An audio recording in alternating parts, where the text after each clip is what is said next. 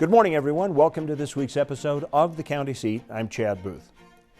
It's a matter of jurisdiction. Usually, jurisdiction is a conversation that goes with courts. Is it a local court jurisdiction, a state court jurisdiction, or does it belong to the federal courts? But jurisdiction also applies to law enforcement. And the county sheriffs, being the prime law enforcement officer of the state, find themselves in jurisdictional battles quite often. That is the topic of our show today, along with the role and authority of the sheriff. Exactly how does he derive his authority, and how is it different depending upon where you live? We will start with a little background and a certain aspect of sheriff's authority that you might find interesting. When you hear the term federal law enforcement, you typically assume it refers to the ATF, DEA, or the FBI, but not the enforcement agencies within the United States Forest Service or the Bureau of Land Management. Recent events in Nevada have brought coverage of what appeared to be a military force serving within the Bureau of Land Management, which has brought forward a question of who has authority on public lands: federal law enforcement within the agencies, or the local county sheriff. To answer this question, we need to look at where the sheriff's authority is derived. A local sheriff has full general jurisdiction to handle all types of crimes and breaches of the peace. So it derives from state constitutions, derives from legislative enactments. It also derives from the English common law that was adopted by the states when each state came into existence and the Union was formed. Those roots are deep, and they go back generations, if not hundreds of years.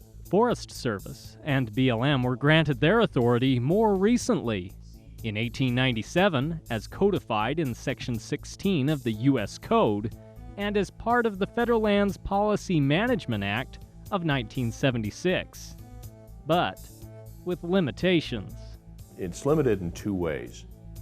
First of all, the Secretary of Interior has to first achieve full reliance, what's called maximum feasible reliance, on local law enforcement through contracts. In other words, the Secretary of Interior can say, hey, local sheriffs, let's do a contract. I need your help. I need your sheriffs to be resource protection officers for me.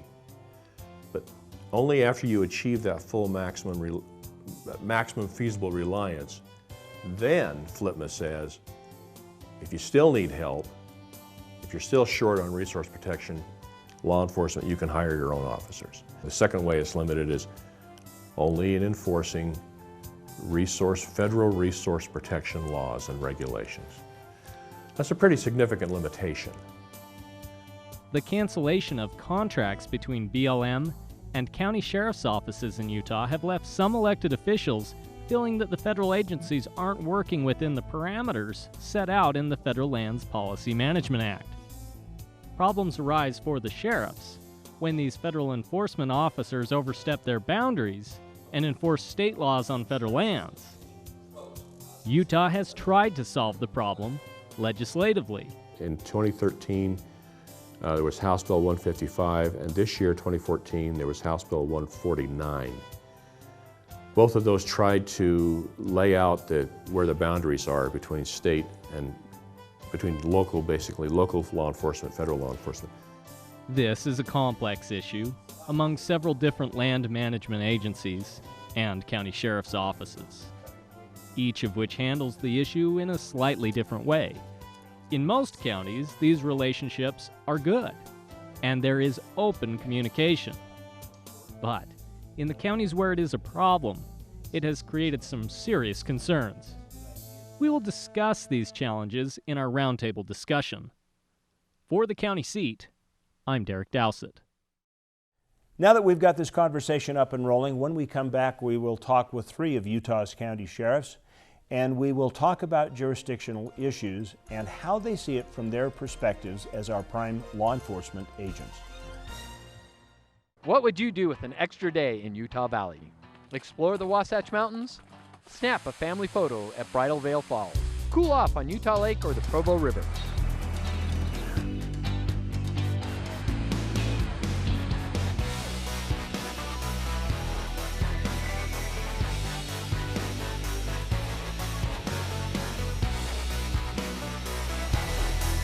No matter what you're searching for, you can find it in Utah Valley. Bring everyone together.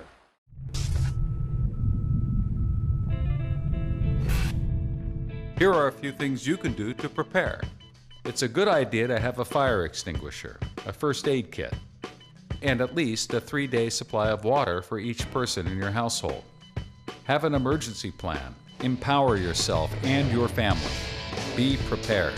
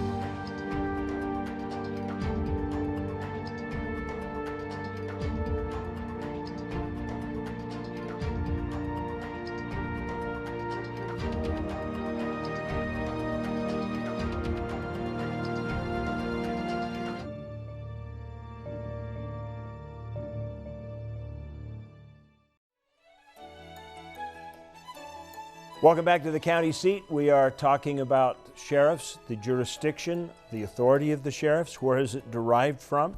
And we are joined with 3 of Utah's sheriffs for this conversation. Paul Wimmer, who is the sheriff of Tooele County, and we have Robert Dekker, who is the Millard County Sheriff, and Sheriff James Tracy from the Utah County Sheriff's Office. Thank you, gentlemen, for joining us today for this conversation. So there are some sheriff's offices in the country that are constitutionally defined by state constitution. And does that apply to Utah? The short answer to that is no. In Utah, we are not mentioned or defined as an office in the state's constitution. There are very few that are. The governor, lieutenant governor, the Supreme Court, and 1 or 2 others, the Attorney General. That's about it. Everything else then comes through the legislature. So under the Utah Code annotated under Title 17, Chapter 22, if people want to go read that, that is the actual sheriff's duties that are outlined, responsibilities and authority. Somebody's sitting at home saying, so what does it matter? You patrol the streets, you make arrests, you work under that authority. Why would it matter if it's constitutional? Well, in many cases, the legislature can change, in all cases, the legislature can change the duties of the sheriff by convening the legislature and to just change the code. So we literally could have duties that we do today and not do tomorrow based on the legislature. So in our minds, that's something that can be a problem based on the fact that you have expectations from the people, you're elected by the people directly, and then we can't fill all those expectations because they're not defined as duties based on the legislature. If your job went from being an elected job to an appointed job, it became at the discretion of the county, and I understand some counties across the country are doing that now. How would that change your department? It would change it a great deal, but I think more importantly than how we would change would be the public's perception of it. One thing I experienced moving from a municipality police department to the sheriff's office was how many people feel like they have a voice with the sheriff's office that they didn't have with the municipality because you are an elected official. It's an important role in our government, and it creates that tier of governments that keeps one another in check, is to have the multiple levels of government within our state. You obviously are. Well, I agree with that. City and county government are where things really happen. That's where we as citizens can go talk to our elected officials. We know them, we see them in the stores or the school or at church. We have that kind of relationship. If it became a position that was appointed and not elected, then we have to start worrying about what those people who are going to direct us, what they know about law enforcement, what they think about it, whether they like me or whether they don't. The sheriff's position in Utah is the only law enforcement position that is elected by the people. They choose their law enforcement boss. So, okay, do you think that it's potential that law enforcement can get out of control if there is not that accountability to the electorate and to the people? I think there's more of an opportunity for partisan politics to come in under the appointed model than there is under the elected model. If I want to be the sheriff a second term, then I had better do and find out what the will of the people is. When that kind of law enforcement mandate is washed through a mayor who may have political agenda or ideas, also on top of a city council, then you get a less direct connection to the people about what they want as far as law enforcement. Do you know of anyone in the sheriff system that has faced pressure from a county commission in a conversation I've had with you that might have otherwise, had they been appointed, changed how they would have responded to something in their community? I guarantee that's the fact. I'm sure it's probably a consensus here. I've had different commissioners I've worked under. I'm going into my 14th year as sheriff. And there have been those commissioners that thought that they had an absolute directive ability over the sheriff to conduct his business, and then those that have not. The county commission, as well as the attorney and the sheriff, are all independently elected. We rely on the county commission for funding, but outside of that, they are not allowed and should not be setting our priorities. The people and the sheriff together decide those, not the commission. That's pretty significant distinction. Very. I would imagine. It is, very much. What would it take to change this to make sure it's constitutional, so that the legislature doesn't strip it away and create a state police department? You know, are you guys doing anything about it? Is there a state that works as a model? Well, there are several states that do have a constitutionally defined office of sheriff. Utah does not, as we mentioned earlier. I think that it would be something that would be significant to allow the Constitution of the state to be opened to define that office of sheriff. There are many people in this state that desire that to happen, and they've come to me, and I'm sure other sheriffs, to look at ways to have that happen.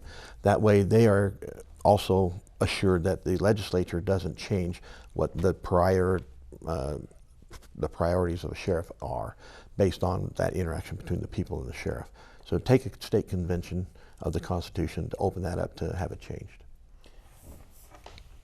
You know, there's a part of me that's very intrigued by a comment that I've heard, and it is that a police department is bureaucratic and a sheriff's department is more of a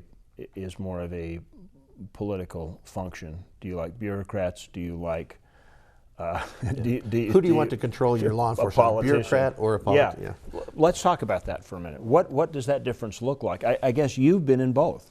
Yes.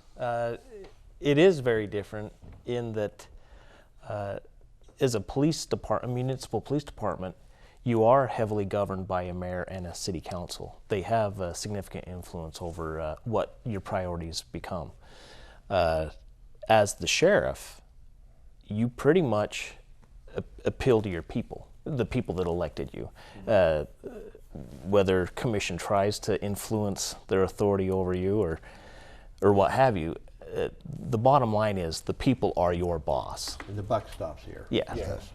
And you're accountable and you're responsible for any decision you make, right or wrong. So Paul, I guess taking that one step further, does that very distinction at the head between the chief and the sheriff filter on down, right down to the beat? Does it make a difference in the way officers react to each other and the chain of command and the internal politics of a sheriff's office versus a police department?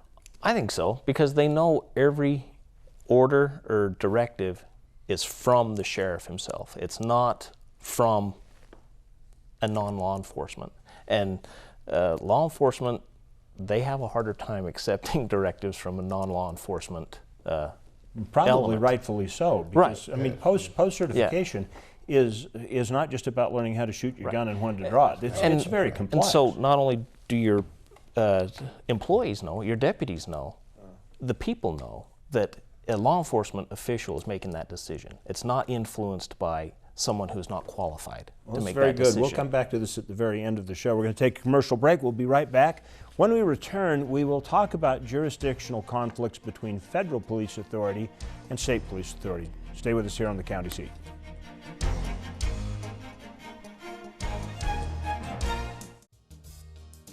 The Bear Lake Valley is a beautiful, rural, historical, and recreational paradise. The changing of the season makes now a great time to come our way to see the warm colors of fall in contrast with the cool blues of Bear Lake.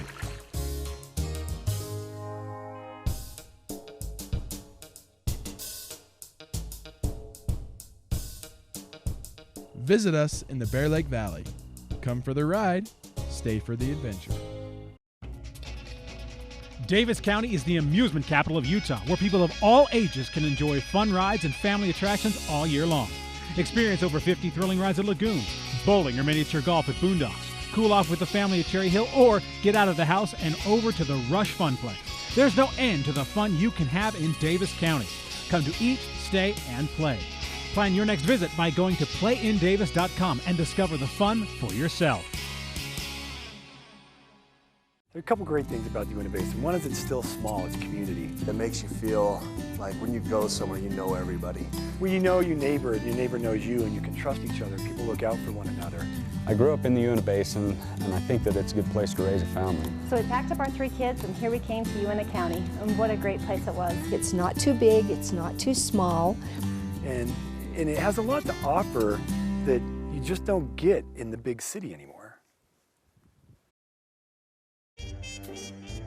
The weekends just never feel like they're long enough. By the time you get to a destination, you're worn out and you may need a vacation to recover from your last vacation. The solution is closer than you think, and that's just what you need. You can find the desert at Little Sahara, the cool refreshment of Yuba Lake, escape to the green of the forest on the Nebo Loop. Make your escape to Juab County. It'll change your family forever.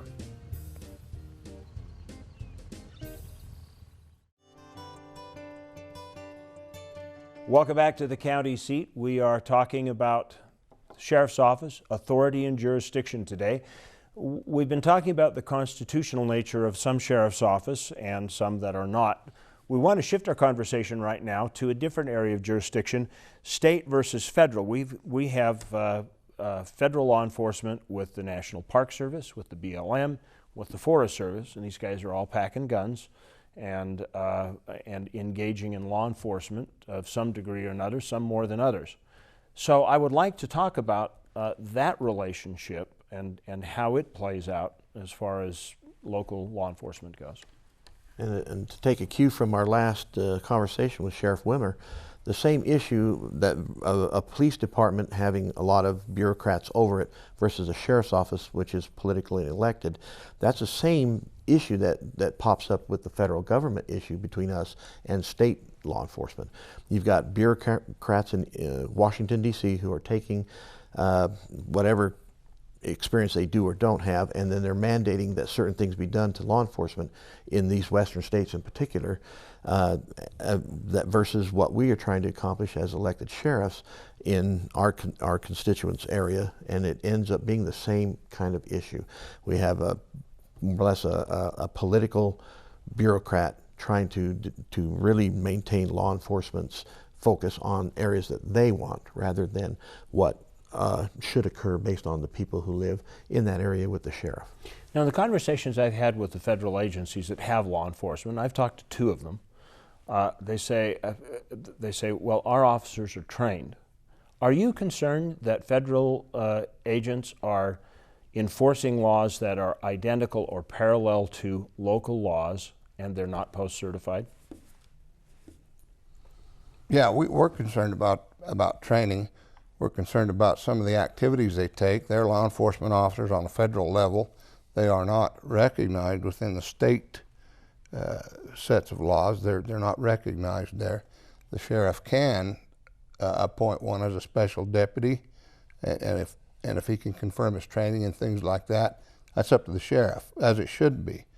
But again, we're finding out that locally, somebody's making a decision on how these law enforcement officers are supposed to work, but he's not law enforcement, never has been trained. And if you don't understand law enforcement and the laws and the things that need to be done to accomplish whatever task is set out there for you, you're going to be in trouble.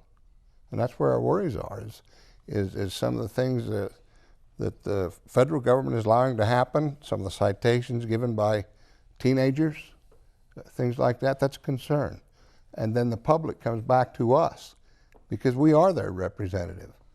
And then we have to try to answer that, try to explain that, and find out what goes on. And the fines federally are terrible, horrendous. Isn't there also a due process problem of part of that? I mean, if a county issues a citation to somebody, if one of your deputies, you go to the justice court on a misdemeanor. If it's a federal citation that's one of their parallel rules and regulations, you go to the nearest federal court, which may be 4 hours away. Do you feel that violates due process? I do. It's a function of being able to be within the jurisdiction of people that you can be tried by your peers. You know, you're going to a court in Salt Lake, and if you live in Kanab, you know, there's not very many people I would call my peers that live in Salt Lake versus Kanab. The other thing is that we enforce the laws that the legislature that have been elected by the people we also serve, they make the law. In federal government, many of these are rules and regulations that are put together by bureaucrats that have not been passed by the Congress as a law. James, that's a very important point. It is. I can see that's significant. You guys worried about that? You bet. Who better know the role of what law enforcement is supposed to have within the community than local law enforcement? And when you have the federal level bureaucrats passing down directives to their field agents, because the field agents are usually very good people, but they got to do what they are told. But their orders may come from someone who's not even local. Well, that leads me to another question. We've got to take a quick commercial break. We'll be right back on the county seat here talking about jurisdiction. When we come back, I'd like to deal with the question of serving two masters, because I see that as potentially a problem with federal agents if they're doing it right. We'll be right back on the county seat. Kanab, base camp for your southern Utah adventures.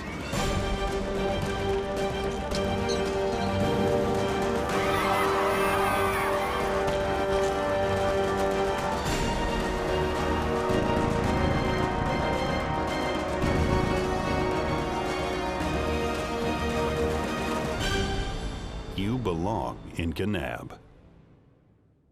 There is a place where the desert comes alive, where rain breaks forth from solid stone and gardens spring from blistered rock.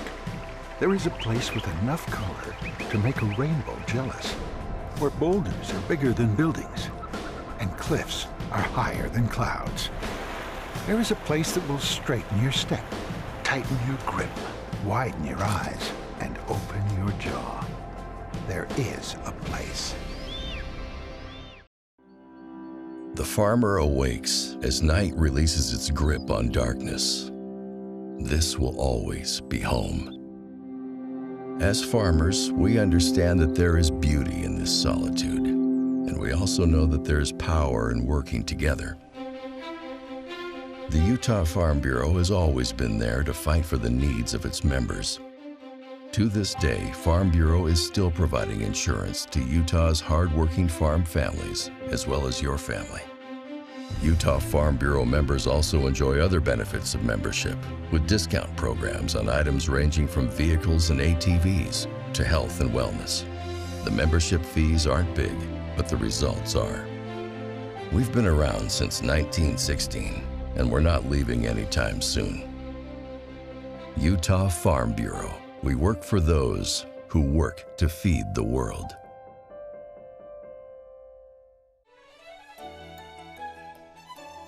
Welcome back to the county seat. We left with a question posed of two masters. Let me explain what thoughts going around in my head here. So a sheriff deputizes a federal law enforcement agent, and there's a conflict between what you want enforced and what his federal directives are. Is he serving two masters? Sheriff Dekker.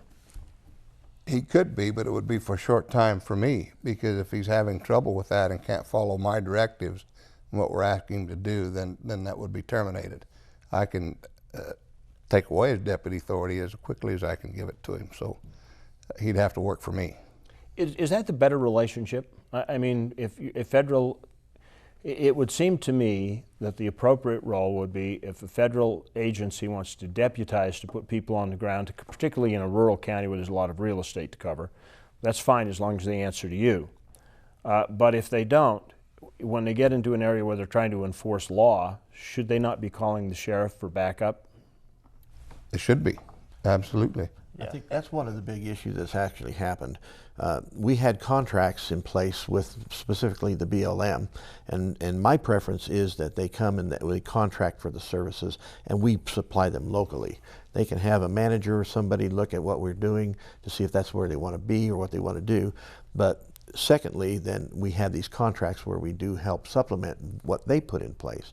But those have by and large gone the way of the dodo bird also. They're just not here anymore. I like the extinct creature you picked. It is Paul, extinct. let me ask you, you've got the most real estate under your jurisdiction of anybody here at the table. So how does that play in for you?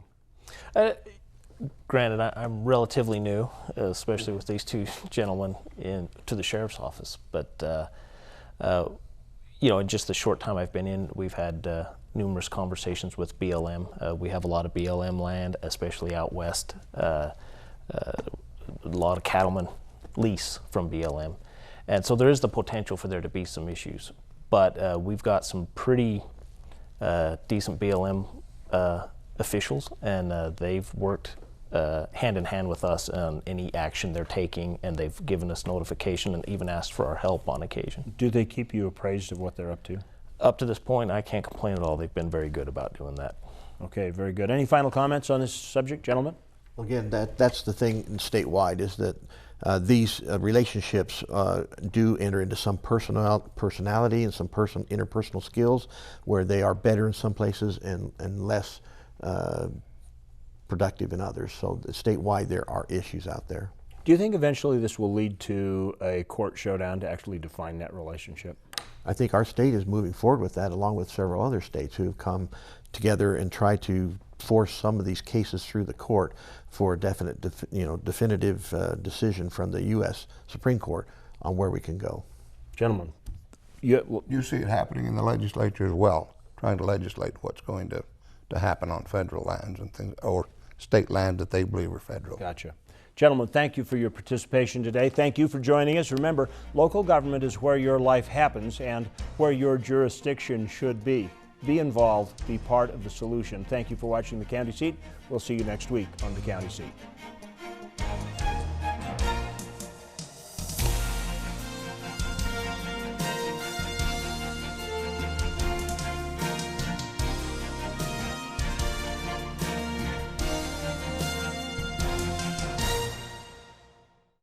If you like this video, then we invite you to subscribe to our channel, The County Seat. You can do that here.